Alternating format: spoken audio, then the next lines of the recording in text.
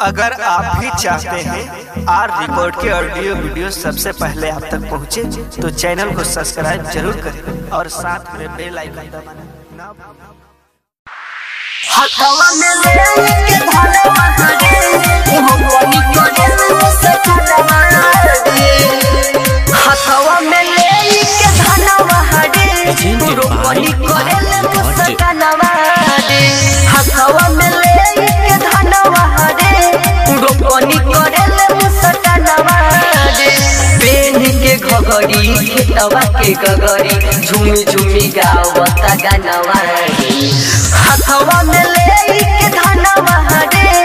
रोपनी करेले मुसकानवा रे हथवा में लेके धनवा रे रोपनी करेले मुसकानवा रे हथवा में लेके धनवा रे रोपनी करेले मुसकानवा रे रोपनी करेले मुसकानवा रे बांधल बिया ओढ़नी का उड़मी कस के गोड़े रोपनी हंस के बांधल बिया ओढ़नी कमर में कस के गोड़े रोपनी हंस के संगवा में ले ले बट खाना रे